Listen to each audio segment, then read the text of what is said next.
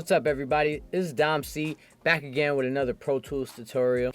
Today we're going to talk about something that can save you a lot of time and improve your workflow, make you more efficient, and that's creating a Pro Tools template. Being prepared is the name of the game. A Pro Tools template is a session that you create that already is set up with everything that you know that you're going to need, so that way you don't have to spend time looking for it. This is going to greatly improve your workflow as well as your speed moving through the program. Now, before we jump into Pro Tools, you need to identify what your needs are.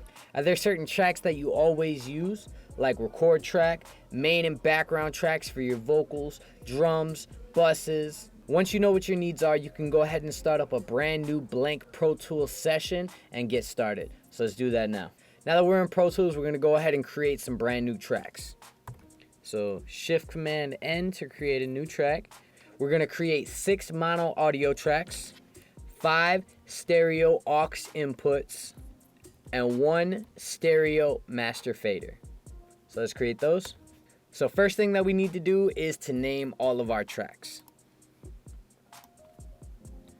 1 record track, a lead track, a secondary lead track. For me personally, I like to make sure that I have at least 2 lead tracks. This way, in case of any overlap with the audio files, you don't have to worry about trying to make sure you get the fade correctly. Just drag it down and put it on its own track and zigzag back and forth. A background track, this can be called anything that you're most comfortable with. I call them highlights. It could be dubs, in and outs, however you see fit. So we're gonna create the first one. And we're gonna create a second one. And last of the audio tracks, we're gonna create an ad-lib track. Now that we're on our auxes, let's go ahead and name those. We're gonna make a bus for our lead vocals, a bus for our backgrounds, all vox, reverb, and delay. And the master fader you could leave as is. Perfect. Now we have everything named correctly. Let's go ahead and color code it just to make it a little bit easier on the eyes. So we're gonna go to our record track, and me personally, I like to make it red, so that's what we're gonna do. I'm gonna make the lead tracks orange. You can make them any color that you wanna do. And the backgrounds, we're gonna leave those blue. And now that we have everything color-coded and named, we need to make sure that we are routing these tracks to the appropriate buses. So let's do that now. For your record track, your input is going to be on the interface, and that's going to be different for everybody. It depends on what type of interface that you are using, but that will be set there, and you'll set it to wherever your mic is connected to. For your lead tracks, we're going to route both of those to our leads. Now, if you don't have any names on your buses, you can either go into Setup, IO, Bus, and rename stuff, or the easier way is to right-click it and rename. This works for inputs and outputs. For our highlights and ad-libs, we're going to take those and send them to highlights. If you have an ad-lib bus, obviously you would route your ad-libs to that bus. Now that we have our audio tracks routed, we need to actually make sure that they are going where they need to go. So we're gonna go down to our bus. We're gonna change our input now. For our leads, to lead. Backgrounds is gonna be highlights. All vox is gonna be vox bus. Reverb and delay. Again, don't worry, it's as easy as going in here and renaming the bus so that way you know exactly what bus you are on, okay? Now that we have all of the inputs set, we need to make sure the outputs are set correctly as well. So for our main and our background vocal buses, we're gonna send that to our all vox bus. I like to send my reverb and delay bus to the vox bus as well, just so that way I can make sure that everything is controlled before it is making it to the master. From here, this is where we actually start adding some plugins. I am going to try to stick mainly to Avid plugins just so that way you can create one of these templates at the house as well. If you are using Auto-Tune in any of your sessions, you're going to want to put that first before anything. I know that this isn't an Avid plugin, but you do want to make sure that you are placing the Auto-Tune first before any EQ compression or effects. So let's go ahead and put that on all the tracks now.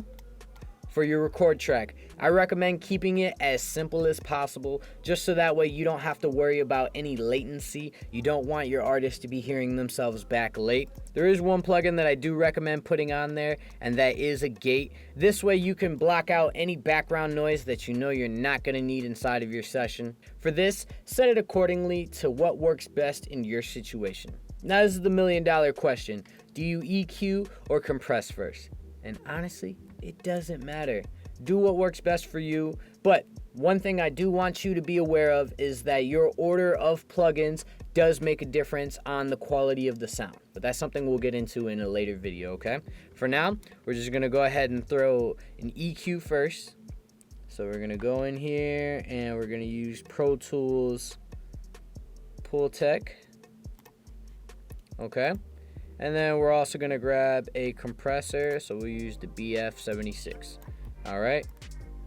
All of these plugins do come with presets, so jump around in those, see which one works best for your situation. We're gonna go ahead and add the EQ and the compression to all of our audio tracks. Under our reverb, we're gonna go ahead and add a reverb. Let's go ahead and throw deverb, and we're gonna throw real tape delay. So now we have something on our reverb and our delay.